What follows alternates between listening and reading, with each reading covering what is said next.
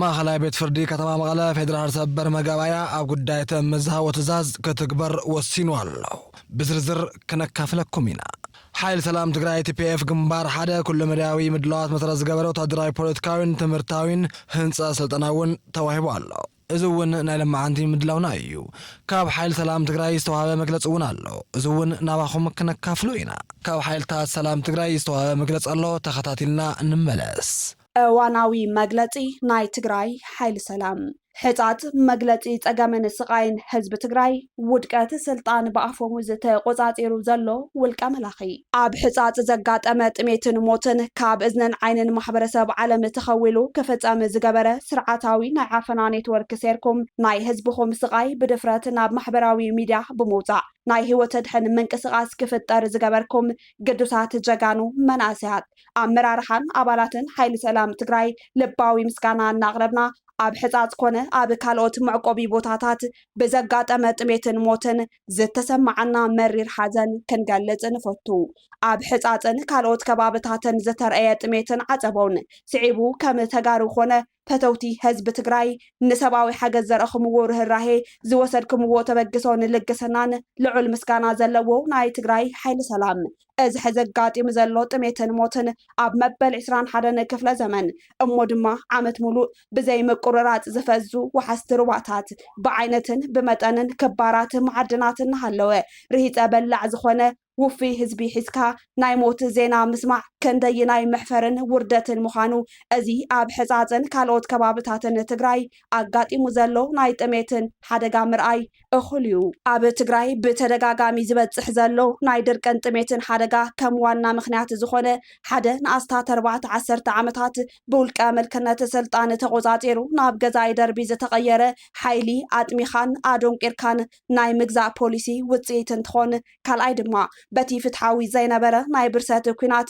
ካብ መረበቱ ዝተመዛበለ ህዝቢ ብመሰረት ውዕሊ ፕሪቶርያ ብዘይ ቅድመ ኩነት ናብ መረበቱ ክምለስ እናተገብኦ ውድብ ከይድሓነት ዝምለስ ህዝቢ የለን ተባሂሉ ብጅሆ ክትሓዝ ብምግባር እዩ። ጸገማት ህዝቢ ትግራይ ዝፍትሑ ንትግራይ ናይ ውላድ መኻን ዝገበረ ናይ ዓፈና ስርዓታዊ መዋቕር ካብ ስልጣን ብምእላይ ሓቋፋይ ዝኾነ ባይቶ ብምጥያሽ ጥሜት ዘጥፍእ ተሓታታይነት ዘረጋግፅን ብህዝቢ ዝተመረፀ ህዝባዊ መንግስቲ በመመስራት ዋላ እንተኾነ ሕዘጋጢሞም ዘሎ ናይ ጥሜት ሓደጋ ንምዕጋስ ኣብ መንጎና ዘሎ ፖለቲካዊ ኣፈላላይ ከይዓገተና ሰብኣዊ ሓገዝ ኣጠናኺርና ክንቀጽለሉ ናይ ትግራይ ሓይሊ ሰላም ይጽውዕ። ኣብ መወዳእታ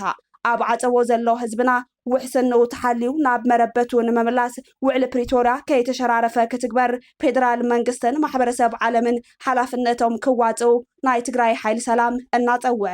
ብጥሜት ዝሳቀይ ዘሎ ህዝብና ኣብ ምሕጋዝ ኮነ ውሕስንኡ ሕልው ኮይኑ ናብ መረበቱ ንምምላስ ኣብ ዝግበር ምንቅስቃስ ኩሉ ሓላፍነት ወሲድና ንምፍጻም ድልዋት ምዃንና ነረጋግጽ። ንዝተጸገሙ ምሕጋዝ ሰብኣውነት እዩ። ወታደራዊ ኮማንድ ናይ ትግራይ ሓይሊ ሰላም 17 ታሕሳስ 2018 ዓመተ ምህረት ሓይል ሰላም ትግራይ TPF ግንባር ሓደ ኩሉ መዳያዊ ምድላው መሰረት ዝገበረ ወታደራዊ ፖለቲካዊን ትምህርታዊን ስልጠና ተዋሂቡ ኣሎ። ሓይል ሰላም ትግራይ TPF ግንባር ሓደ ኩሉ መዳያዊ ምድላው መሰረት ዝገበረ ወታደራዊ ፖለቲካዊ ትምህርቲ ህንፃ ስልጠና ዝወሃቡ ዝነበሩ ትማል እውን ስልጠናኦም ወዲኦም ተመሪቆም ኣለዉ። ኣባል ማእኸላይ ኮማንድ ዋና ኣዛዚ ግንባር ኮሎኔል በርሀ ባራኪ ወድራያ ኣብቲ ናይ ስልጠና ምረቓ ኣብ ዝነበረ መድረኽ እውን ተረኺቦም እዚ ስልጠና ብትልምን ተሓሲቡ ዝተጀመረ ብብቕዓት ክፍጸም ተሓሳቢ ዝገበረ ስልጠና ናይ ሃዱታት ኩሉ ግዜ እውን ናይ ትልኡኽ በዓል ዋና ምዃኖም ኣብ ዝነበረና ናይ ዝገድሊን ጻንሖት ብፍላይ ድማ ኣብ ውትድርና ናይ መጀመርያ ናይ ትልኡኽ በዓል ዋና ናይ ትልኡኽ ዝእዘዙ ኣዘዝቲ መን እዩ ተባሂሉ ኣብዚኣ ዘለኹም ሰልጠንቲ ኣካላት እቲ ሰልጠንኩምሉ ጉዳይ እዩ ክብሉ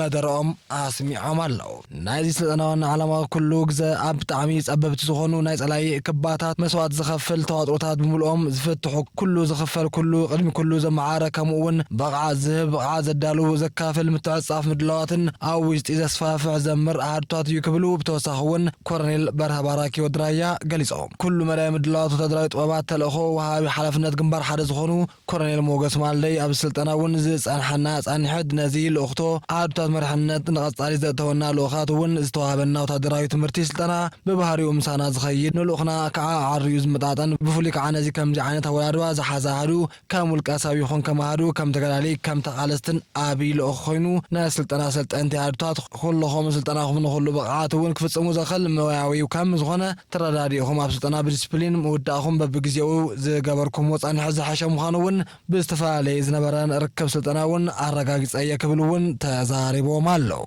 ካብ እዚ ስልጠና ሳተፍቲ ተጋደልቲ ድማ ናይ እዚ ስልጠና ዝሰልጠናሉ ዕላማ ንሕና ሰዋና ኩሉ ግዜ ዘየደቅስ ኣብ ብዙሕ ግዜ ብዙሕ ስራሕቲ ክፍጸም ጀግነት ካህንጽ ልኡኻት ክትሓጻጸፍ ምግባር ትልምታት ናይቶም ኮማንደራት በዓል ዋና ኣባል ሃድታት ዝኾና እዚ ነፈጽመሉ እውን ተወሳኺ ትምህርቲ ስልጠና ድማ ረኺብና ኢና ክብሉ ሓሳቦም ኣረዲኦም ኣብ መወዳእታ ድማ ኣብ ዘለኹምሉ ሰልጠንቲ ንዓና ህዝብና ንልኡኽትና ናይ መጀመርታ ወሰንቲ ኣካላት ኮይንኹም ካብኣኹም እውን ንጽበዮ ብዙሓት ነጥብታት ኣጀንዳታት ዘለዉ ኮይኖም ብዙሓት ልኡኻት ትፍጽሙ ካብ ነዊሕ ክሳብ ሓጺር ሓቑፉ ዝንቀሳቐስ ናይ ዓወት ምሽጥር ስለ ዝኾንኩም እዚ ዝተዋወኩም ስልጠና ብምሉእ ተግብርኩም ንልኡኽ ዓበይቲ ምድለዋት ትልምታትን ጽንዓት ምንቅስቓስ ኣፈጻጽሞም ስምረቶም ኣሳልፎም ዝዓሪ ዘፈጽም በዓል ዋና ኢኹም ክብሉ ኮሎኔል በርሀ ባራኪ ወዲ ራያ እውን ተመረቕ ስልጠና ተዛሪቦም ኣለው ማእኸላይ ቤት ፍርዲ ከተማ መቐለ ፌደራል ሰበር መቀበያ ጉዳይ ተመዝሃቦ ትእዛዝ ክትግበር ወሲኑ ኣሎ ማእኸላይ ቤት ፍርዲ ከተማ መቐለ ሰበር መጠቃለሊ ቤት ፍርዲ ፌደራል ጉዳይ ተእምት ኣመልኪቱ ዝወሰነ ውሳነ እውን ትማሊ ታሕሳስ ኣብ ዘውዓሉ መጋበያ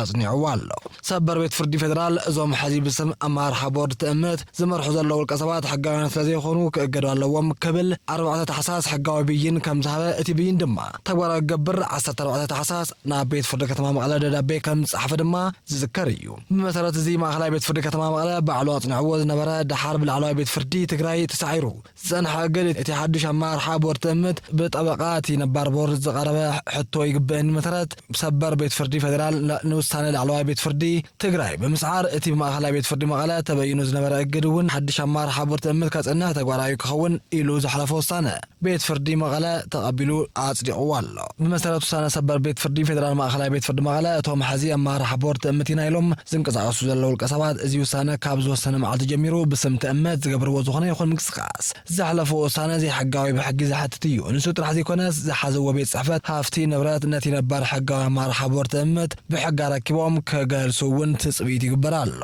ብዘይካዚ ምስ ዝኾነ ዘይሕጋዊ ኣመራርሓ ቦርድ ተእምት ኢና ዝብሉ ውልቀ ሰባት ተእምት ብዝምልከት እውን ርክብ ዝገበሩ ኣመራርሓ ትካላት ተእምት ኣብ ቅድሚ ሕጊ ተቐባልነት ስለዘይብሎም ርክቦም ምስቲ ሕጋዊ ነባር ኣመራርሓ ቦርድ ተእምት ክገብሩ ነዚ ሕጋዊ ውሳነ ምጥሓስ ግን ተሓታትነት ከም ዘስዕብ ምፍላጥ እውን ኣገዳሲ ከም ዝኾነ ተገልጹ ኣሎ ክብራትን ክብራት ተኸተልቲ ናይ ልምዓንቲ ምድላው ዝመስል ነይሩ ቀጻሊ ባህል ምድላው ክሳብ ንራኸብ ደሓን ኩኑ